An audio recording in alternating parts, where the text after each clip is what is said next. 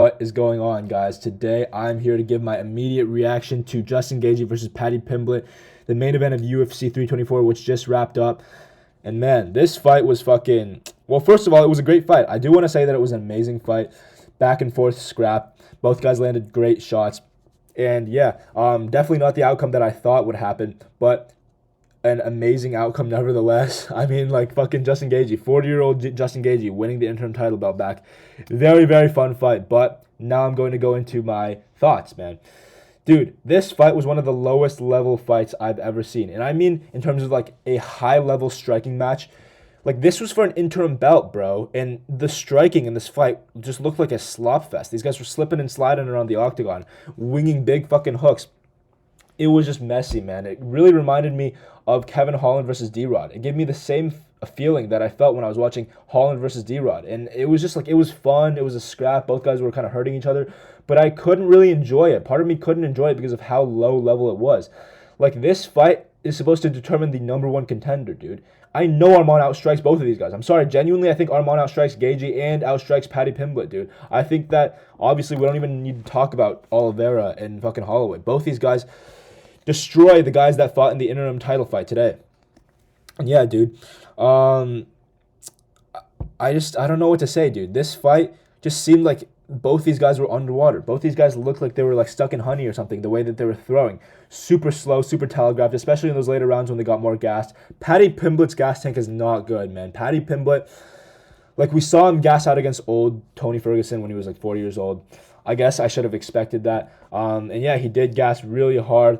He was just, on wobbly legs, just shaking, breathing heavy in rounds 3, 4, and 5. Gaethje was kind of puffing as well. He had slowed down a lot, but Gaethje was the guy landing the big overhands through and through, constantly landing on Paddy, hurting him, dropping him multiple times throughout the fight.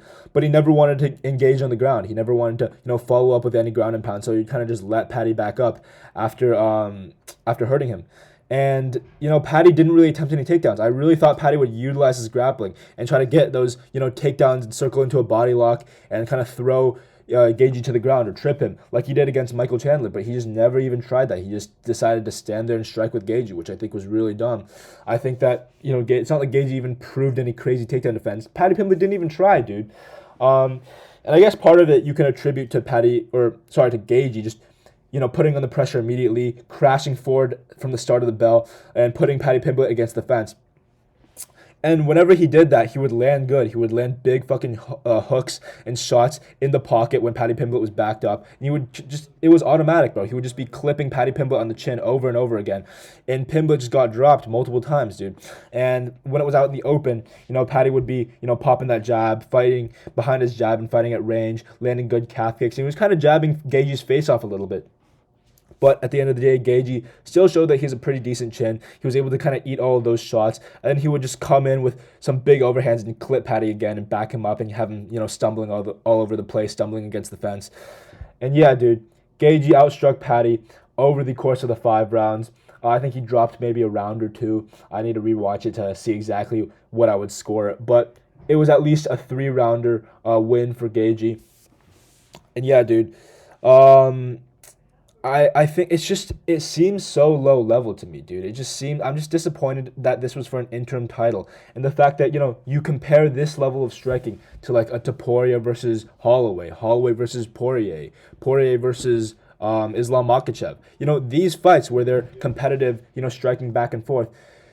Even these fights, you see speed, you see technique, you see head movement, you see distance management, coming into the pocket and leaving, shifting around, using good footwork, investing in the body, going up and then going low, and then landing the calf kick, making your opponent think about things. And just these guys, you don't see any of that in this fight, dude. And I get that some guys just fight differently. People can be effective in their own way. Both these guys have pretty big power, especially Gaethje, so he can kind of just rely on that, land big bombs a lot of the times. But dude, it's just not high level, bro. Literally give Topuria these 2 guys in the same night. Both these guys get slept out in under a minute. And yeah, dude, congrats to Gaethje. The Unk won the interim belt at like 4 years old. And overall, it was a scrap. It was a great fight. But yeah, dude, let me know what you guys think. And I will be, making my whole breakdown of the card tomorrow. Sean O'Malley had a good performance against Song Yadong, which I was happy about. Derek Lewis fucking underperformed, dude. Once the fight got past like a couple minutes, I kind of knew Derek Lewis was cooked. And yeah, dude, didn't do great on my picks, but I will be breaking this down tomorrow. So stay tuned for that, guys. Appreciate you for watching, and I'll see you next time.